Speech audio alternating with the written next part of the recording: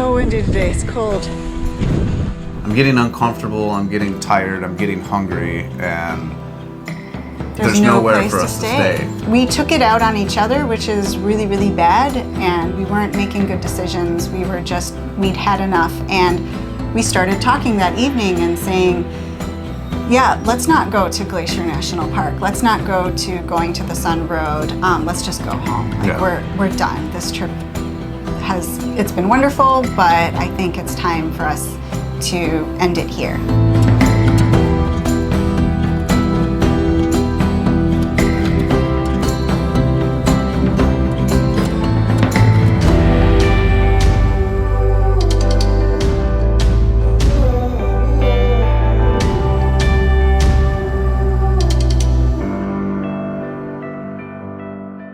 Hey everybody, welcome back to another episode of Two Up and Overloaded. I'm Tim Notier. And I'm Marisa Notier. This is my squeaky chair. It sure is. It sure is.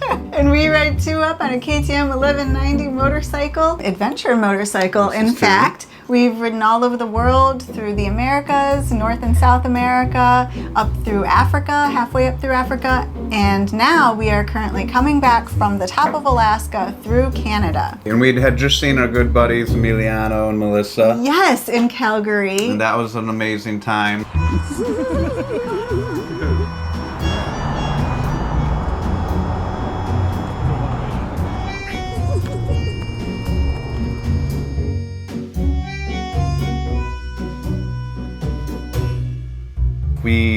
We're now very excited to get to this place called Road to the Sun, or Going to the Sun Road. That's right, it's called Going to the Sun Road, and it is in Glacier National Park in Montana. So just across the border from Canada, we were basically heading due south. As we headed out of Calgary though, Emiliano told you, hey, instead of just taking the main road all the way to the US border, if you kind of take a dip to the side, you're gonna go past another national park of Canada. And we were like, yes, we definitely wanna do that. Like Calgary is this little, Calgary.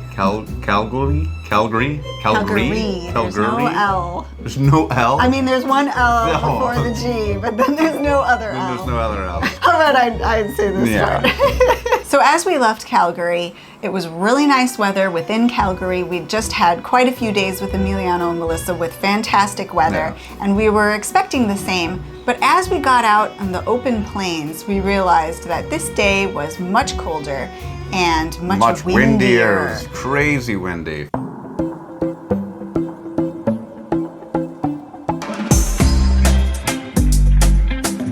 Good morning. We are here in Calgary. He's putting on his gear. Hey, buddy.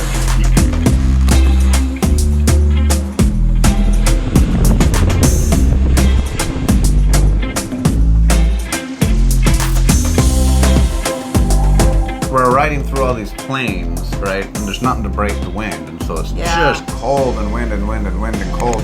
And we can see mountains in the distance moving, you know, and like quite literally the road to the sun is all we can look forward to because we're the road to doom and gloom.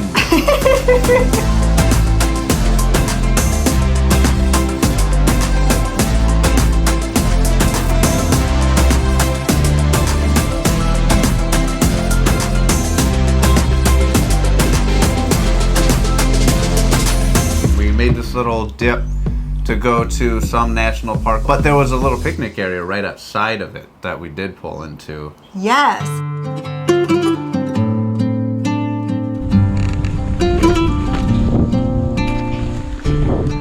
So windy today, it's cold. Hey. Wow. We did stop at that picnic area for a snack, for lunch. Perfect. Get out of that cold wind. This is so nice. Unfortunately, this day was not going to turn out well, and this was our last food that we were going to ingest for the rest of the evening. It was just a little snack, but we really wanted to get out of the wind. Yeah. We really wanted to get out of the cold. A shelter, which was really nice. It's so windy today. I checked the weather and it said it was going to be sunny and fairly warm, but I forgot to check about the wind. And it's a bit temperature than it was in Calgary. It's got sunnier and nicer, and whew, here it's just windy. Can't even see. And I remember parking the bike, and it was like parking the bike in Argentina. It was just like, you know, Marissa's talking to me, and her hair's, you know, I mean, she looks like some little emo kid. Like, hey, man. I wouldn't have taken off my helmet if it wasn't for the fact that we had this shelter that we could go in, which was so nice of the park to provide. And it was a shelter. beautiful area. Yes. Inside this little shelter, they had picnic tables and they also had a wood stove. So clearly this was an all year round, all weather area that people would go to. So, is this the most Canadian wood stove you ever saw?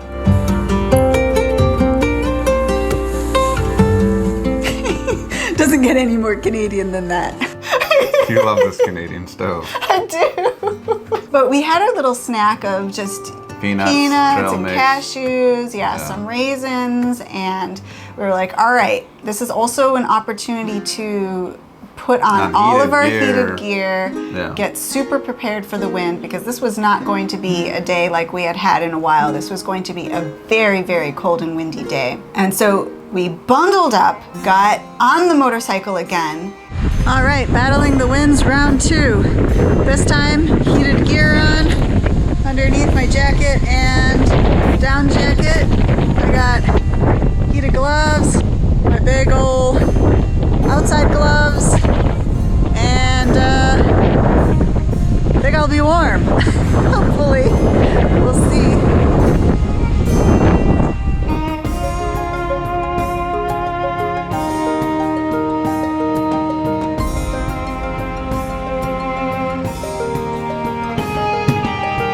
And as we were passing by this national park, which was really beautiful, just mountains and crests and buttes and mesas everywhere, we saw this little turnoff that led to a buffalo area.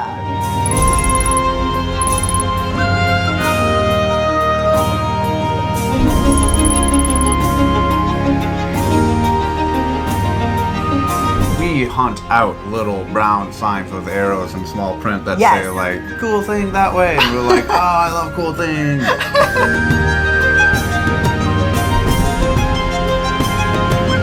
It's like a pasture land for the bison. Who knows? 100 acres, I'm making stuff up. I have no idea. But it's this big, huge cul-de-sac around this property that's all fenced in. And we've seen wild buffaloes in BC and rah-rah, but you can't get enough buffalo, right? No, buffalo are awesome. Definitely not.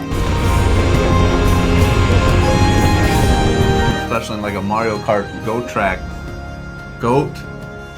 I don't think there's kart goats. Track? No, not goat track. Kart. Go-kart. Go-kart. Especially in like a Mario Brothers go-kart track around, you know, a plot of land.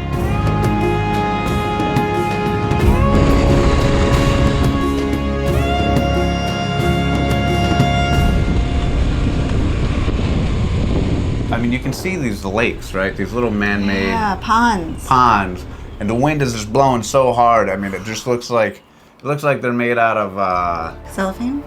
It looks like they're made out of like rhinestones. You know those rhinestone pillows where you can like touch them and one way they turn silver and you go the other way they turn black? Oh, sequins. Sequins. There it is. That's the word. Rhinestones. That was close.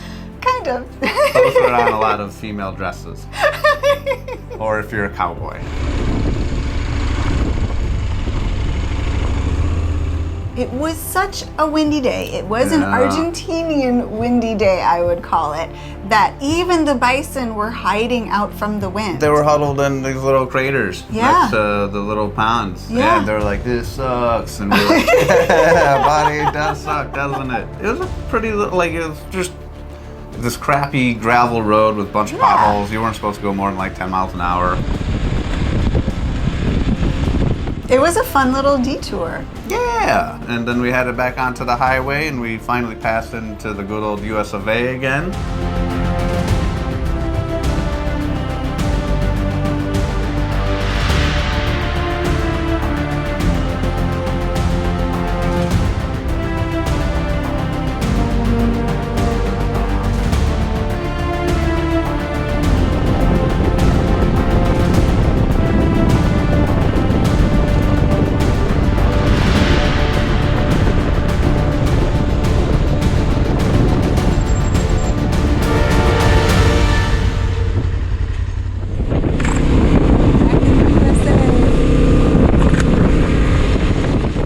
Unfortunately, that was going to be the end of our fun times that day. No more fun, folks. The wind and the cold was really getting to us. We knew that the road to the sun was not going to be achievable that day because it can take multiple hours to drive all the way through. Yes. So the first thing on our priority was, hey, it's cold, it's windy, let's try to find somewhere to stop for the night. The wind, the weather of just being cold on the back of the motorcycle, trying to find a place to stay that night, not having eaten a lot. This was all getting to us. We had been traveling just go, go, go for so long, getting up to the top of Alaska before it got too cold, getting back into the United States, going all through Canada. This was a lot of miles with very little resting in between. And even though we had just had such a wonderful time in Calgary, I think a lot of that, all the camping, all the long days on the road was really getting to us. We can wild camp anywhere, but once you're back in the States, those options get a little bit more limited, especially when you're surrounded by, you're entering a national park, and everything around there is going to be expensive because they pop up for all the tourists going in. And we were right at that point in the season where things had already started to close down. Yes. Because it's beginning to be fall.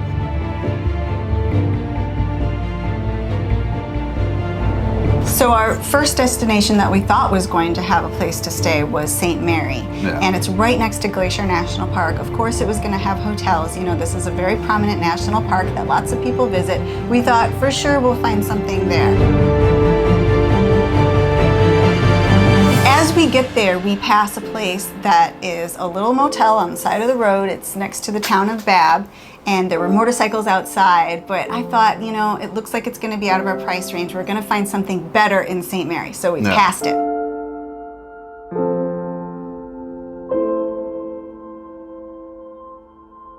Once we got to St. Mary, we discovered that the big hotels were closed for the season, and there just wasn't any option for us. And we were like, hey, let's go back to that hotel we saw. It was only like 30 minutes down the road. Well, before that, I asked the gas station guy in St. Mary's. I said, hey, is there anywhere to stay? And there's, across the street is a little camping RV place. And so we drive up this hill, and we're like, hey, is there any vacancies? Oh, no, we don't. There's no tenting. Try over here. So we go down this road and try to hunt down something else, and it's not there. And this whole time I'm getting a little bit more and more upset. And Marissa's like, well, let's go back over to Babb. And I'm like, yeah, this day needs to end. But we go back north. They were totally booked. They were totally booked, so now we're kind of screwed. Then we start getting concerned, or I get concerned. I'm like, where are we gonna, I'm getting uncomfortable, I'm getting tired, I'm getting hungry, and there's nowhere for us to stay. So we decided, all right, let's head to this other town called Browning. Maybe they have something there. As we made our way to Browning, we took a wrong turn. It turned out that road probably would have made it there, but it might have taken more time. But this is us trying to communicate to each other while on the road, and super windy. It's very hard to talk to one another, even with our intercom system, when the wind is so loud. Well, and this is what can happen on the road, and it's happened before. No one lost a limb and no one are but burning through your A, B, and C, and D plans for the day, and now you're on like E and emergency F, and you're like, what are we doing? Where are we going? We don't know, and she doesn't know, and I don't know, and so we're kind of just asking each other innocent questions. It's like, I don't know the answer to that. I have no idea where we're going.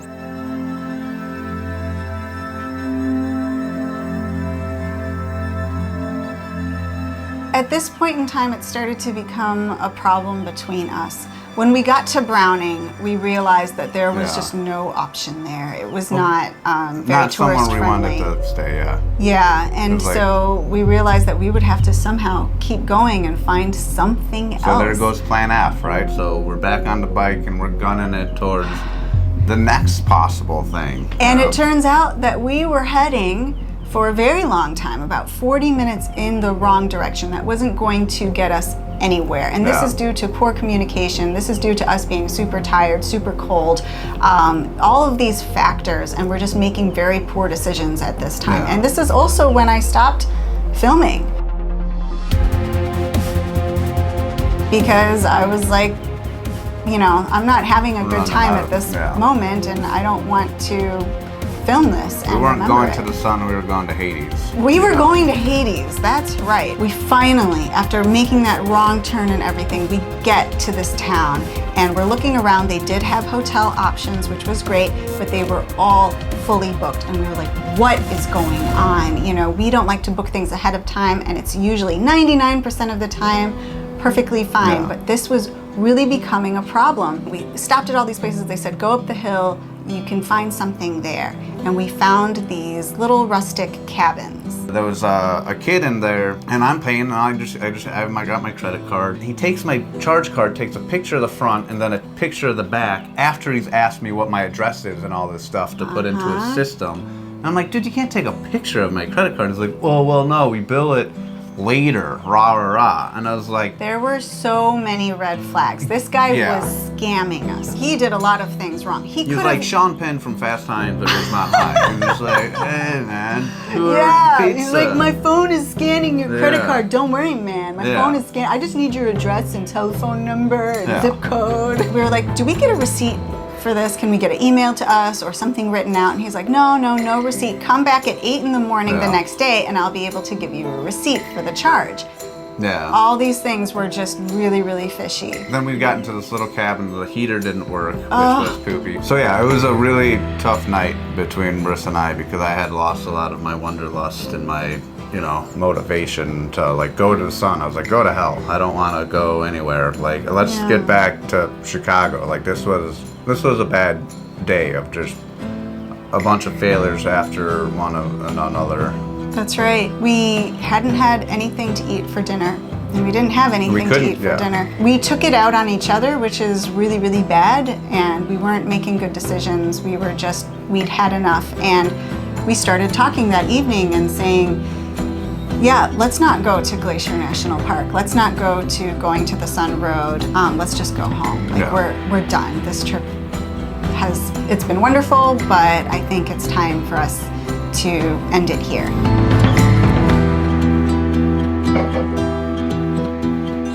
Thankfully, though, we came to the conclusion. Yeah, the next morning we woke up and I did the one thing that this little shady motel had was a little coffee maker with a little crappy coffee drip thing.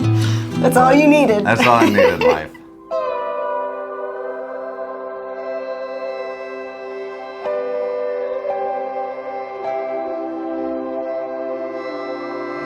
Yeah, we had a conversation the next morning about what we wanted to do, and we were still kind of upset with each other because there were some nasty things and some crappy things said just about the trip in general. And we decided, well, let's try to give this one last high point, you know, of the exclamation point of the trip, opposed to ending it on a bad note. So we decided to, even though we were both a little bit grumpy, we were gonna go to the road to the sun. Yes. And I'm very, very thankful that we did because things started to turn around. I was picking up the pieces of yesteryear's life, in over my head, trying to figure out. I was going through changes, but where to begin when a mountain-moving revelation came marching in. Yeah, the next morning we left that terrible place and I decided... flicked it off as I rode by. Positive spirits, beautiful stuff, new excitement for what was still to come. Yes. And that, my friends, is in the next episode. Come, my love, my morning light, everything's gonna be alright. Come, my love, my morning light. We are in Glacier National Park. Yay! Come, my love, my morning light, everything's gonna be alright. Thank you so much for watching this one. I hope you liked it. If you did, please give us a big thumbs up and hit the subscribe button below. Ding ding! And we'll be seeing you next time. Stay safe, everybody. Bye! Peace. After we left Emiliano's, the big city with the sea, Calgary. Hate it.